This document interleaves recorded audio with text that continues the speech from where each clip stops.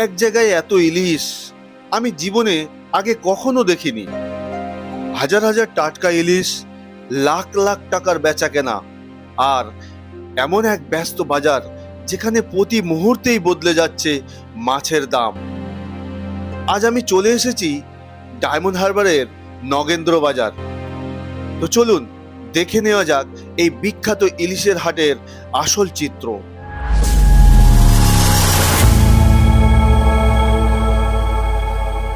বন্ধুরা, এই মুহূর্তে আমি দাঁড়িয়ে আছি ডায়মন্ড হারবার স্টেশন। বর্তমান যে ডায়মন্ড হারবার স্টেশনটির নাম আছে, এর পূর্ববর্তী নাম ছিল হাজিপুর। কিন্তু হাজিপুর নামটাই বা কেন এসেছে সেটাও তোমাদের জানাবো। আর এই হাজিপুর নামের আগেও কিন্তু আর একটা নাম ছিল, সেটাই নামটা ছিল চিংড়িখালি। কেননা এই অঞ্চলটা তখন ছিল নদী, খাঁড়ি, বনাঞ্চল, ম্যানগ্রোভ অরণ্য, এইসব ঘিরেই এই এলাকাটা প্রচুর ছিল। আর এখানে প্রচুর চিংড়ি মাছ, অন্যান্য মাছের, সামুদ্রিক মাছ এখানে পাওয়া যেত। সেই সূত্রে ধরে এই জায়গাটার নাম ছিল কিন্তু চিংড়িখালি। তবে এর কোনো ইতিহাস ভিত্তিক কোনো রকম তথ্য পাওয়া যায় না।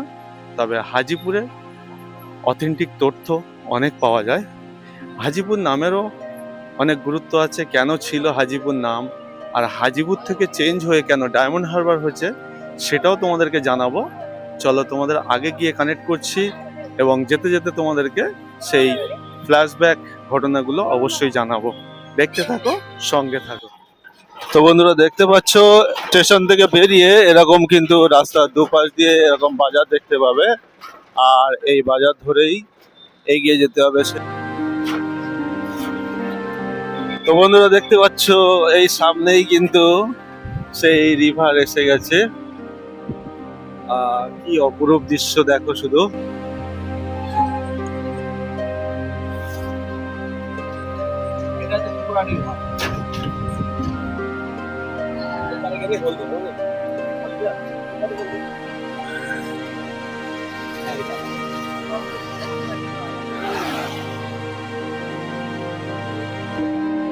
তো এটাই হচ্ছে সেই নগেন্দ্র বাজারের আড়তের শুরুর পথ।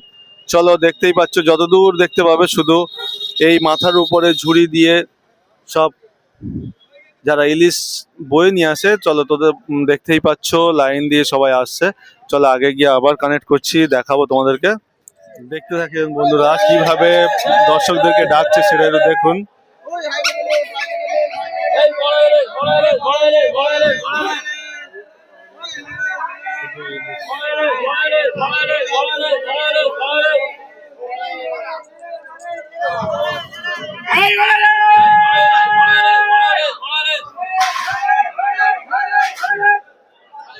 দেখতে পাচ্ছ বন্ধুরা কত ইলিশ, এখানে কত সাইজের ইলিশ আছে দেখতেই পাচ্ছ।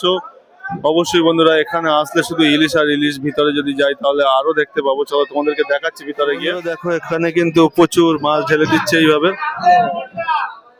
শুধু মাছ ঢালছে সেইগুলো। এইভাবে দেখো মাছ কিভাবে ঢালছে, বরফ থেকে, বরফের জল থেকে সঙ্গে সঙ্গে ঢেলে দিচ্ছে। অফুরন্ত, যত খুশি তত ইলিশ এখানে নিতে পারবে। এবার এখান থেকে ছোট বড় বাছাই পর্ব চলবে। তোমাদেরকে একটা জিনিস দেখায়, দেখো এখানে কত বড় সাইজের একটা পাড়া মাছ আছে, এই যে। আর এগুলো হচ্ছে সাধারণত জেলিফিশ। এই যে সব আছে এর মধ্যে, প্রচুর বড় বড় মাছ এখানে দেখতেই পাচ্ছ। আর এই পাশেই কিন্তু আছে সেই পমফ্রেট মাছ, সাদা হয়ে গেছে সমুদ্রের মাছ। চলো তোমাদেরকে আরো আগে গিয়ে দেখাবো। এগুলোকে ফিতে মাছ বলা হয়। দেখো পুরো ফিতে সাইজের মাছগুলো, বিশাল লম্বা লম্বা হচ্ছে, এগুলো সরু সরু। এক একটা মাছ এক এক রকমের। সমুদ্রের মাছ কত নাম।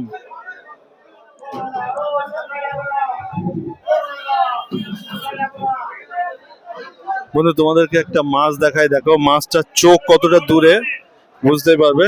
এই দেখো এই মাছটা, দেখো মাছটার চোখটা কতটা পিছনে সেটা বুঝতে পারবে। দেখো এটা কি মাছ, কি মাছ এটা?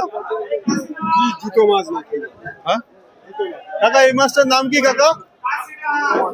হ্যাঁ, জুতো মাছ বলছে। তো বন্ধুরা দেখো কত বড় মাছ। এটা হচ্ছে সমুদ্রের শোল বলা হয়, শীষ শোল। দেখো মাছটা কত লম্বা বার করছে,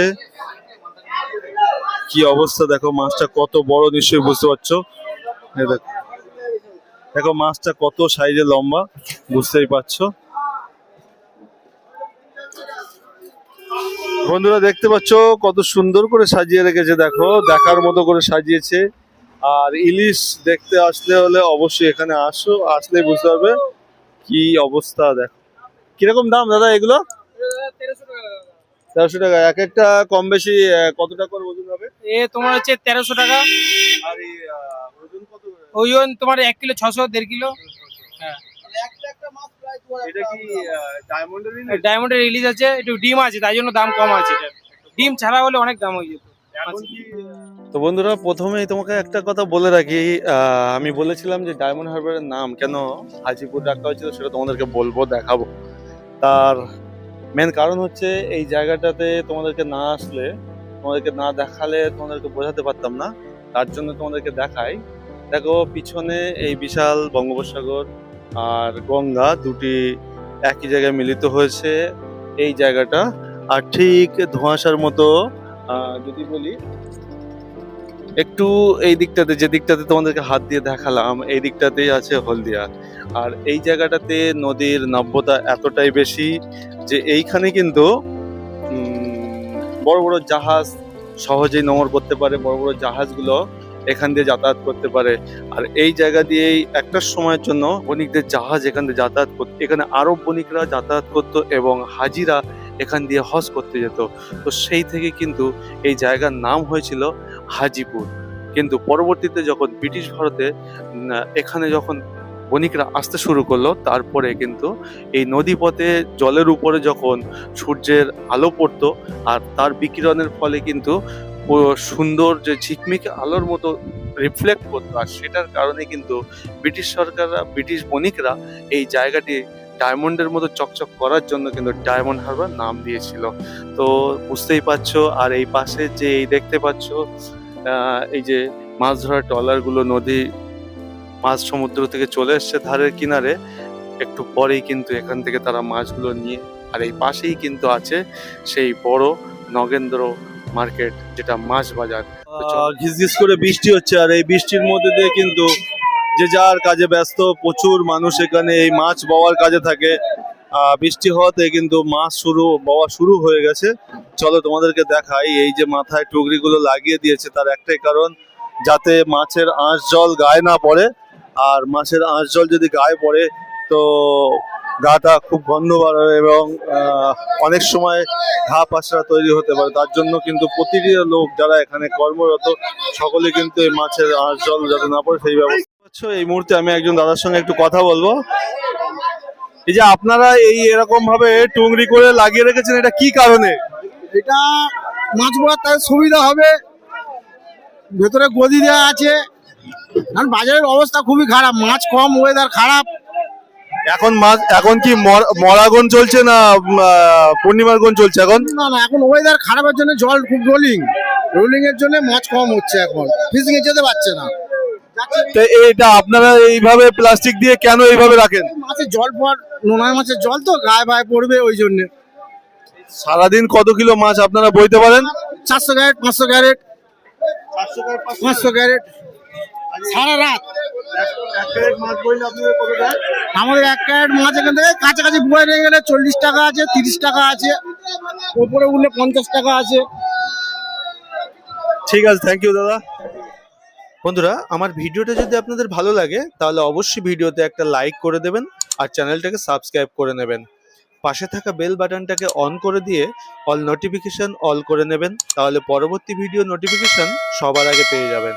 তো বন্ধুরা দেখতে পাচ্ছ এই মুহূর্তে আমি কিন্তু সেই নগেন্দ্র মার্কেটের ভিতরে, এই নগেন্দ্র বাজারের মধ্যে আছি। দেখো এখানে প্রচুর লোক আর প্রচুর মাছের ভিড় চলছে, এখানে মাছ আরো চলছে। এই টাইমে মাছের ভিড়টা লেগেছে, কিন্তু এখন কিন্তু মাছের সেইভাবে ভিড় দেখতে পাওয়া যাচ্ছে না। তার একটাই কারণ, এখানে কিন্তু এখন মরাগন চলছে। যদি এটা ফুল গনের সময় হয় তাহলে এখানে ক্রেতা এবং বিক্রেতা দুটোই প্রচুর পরিমাণে থাকে। বুঝতেই পারছো এখন যেহেতু গনের সিজন নয়, তার জন্য কিন্তু এখন লোকের পরিমাণটা কম আছে এবং মাছটা অনেকটা কম, যার কারণে ওই সামনের দিকে যদি যাই তোমাদেরকে আরো বড় বড় ইলিশগুলো দেখাতে পারবো। তো চলো সামনে গিয়ে তোমাদেরকে আবার দেখা। বন্ধুরা দেখুন, এখানে কিন্তু সব থেকে বড় সাইজের ইলিশ দেখলাম, প্রায় 3 কিলোর উপরে এক একটা সাইজ হবে কম বেশি। দেখো কিন্তু কত করে দাম সেটা বলতে হবে। দাদা কিরকম দাম এই সাইজ ইলিশগুলো?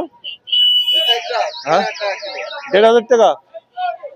কত 3 কিলোর উপরে হবে এক একটা? হ্যাঁ, 1,500 টাকা করে কিলো বলছে। বুঝতেই পারছো অনেক বড় সাইজের আছে এখানে। আর এখানে তো দেখো বন্ধুরা, এখানে প্রচুর ইলিশ রাখা আছে।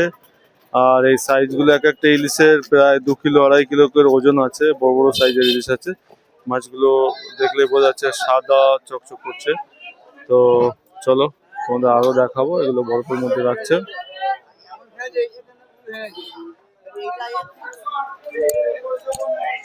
বন্ধুরা দেখতে পাচ্ছ এই যে বড় সাইজের একটা পাড়া মাছ এখানে। মাছটা অনেক অনেক, কত কিলো ওজন হতে পারে এটা? 7-8 কিলো, তাই তো? দেখতেই পাচ্ছ কত বড় সাইজ এই মাছটার। একটু ঘোরা, একটু হলুদ রঙের, রংটা দেখতে পাচ্ছ কত সুন্দর রংটা, বড় বড় সাইজের। এটা আড়তটা চলছে এইভাবে এইভাবে পুরো উঁচুতে চলছে। এই মাছগুলো কি মাছ বলে দাদা? এগুলো কি মাছ বলে ও দাদা? ভেলা। এই মাছগুলোকে ভেলা মাছ বলা হয়।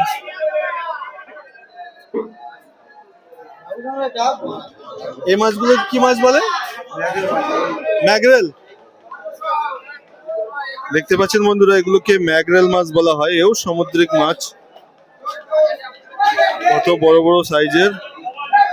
সমুদ্রের মাছ বিভিন্ন নামে চলে, সব মাছের তো আর নাম বলা সম্ভব না। তো এই এক ধরনের নতুন মাছ, এটাকে দাঁতনে বলা হয়। আর ওই মাছটা, আর ওই নিচের মাছটার চোখটা দেখো কতটা পিছনে। আর এই এক একটা এক এক রকম নাম। এর ভিতরে কিছু এই মাছ আছে সাপের মতো দেখতে, জানি না কি মাছ এগুলো, বলতে পারবো না। এগুলো লাল চিংড়ি আছে দেখো। আর এদিকে আছে শঙ্কর মাছ। এই শঙ্কর মাছ, এই দেখো কত বড় সাইজের এখানে শঙ্কর মাছ। এক একটা সাইজ দেখলে বুঝতে পারবে পুরোপুরি। এটা যারা জানে না তারা বুঝতেই পারবে না যে এটা কি জিনিস, কিন্তু এটা হচ্ছে শঙ্কর মাছ। আর এই মাছের লেজ থেকে কখনো শুনেছিলাম যে চাবুক তৈরি হয়, জানি না সত্য মিথ্যা বলতে পারবো না। এই বড় বড় সাইজের শঙ্কর মাছ এখানে রাখা আছে। চলো আরো দেখাবো।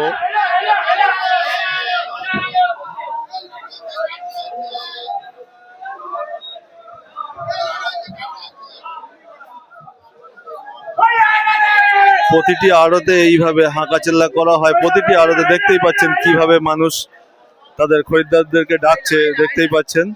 তো চলো মাছ আরো আছে দেখাবো। আয়লা মাছ বলছে দেখাই। এটা হচ্ছে শুধু কাঁকড়ার বাজার। এখানে এই আড়তে প্রচুর কাঁকড়া এসছে, দেখতেই পাচ্ছ।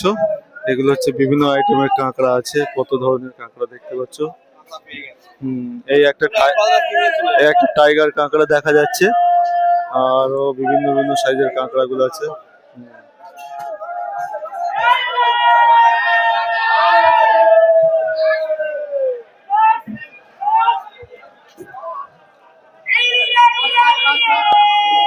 এখানে কিন্তু প্রচুর লোটে মাছ রাখা আছে, দেখতেই পাচ্ছ বন্ধুরা, দেখো। আর এদিকে কিন্তু এখনো মাছ বিক্রি চলছে আড়তে ওদিকে। তো বন্ধুরা দেখতে পাচ্ছ এই এক ধরনের মাছ আছে। কি মাছ এটা? মাছটার নাম কি? এই যে বাম মাছ বলছে এটা, যদিও আমি নাম জানি না। এটা কিন্তু অনেক লম্বা লম্বা ফিটের মতো।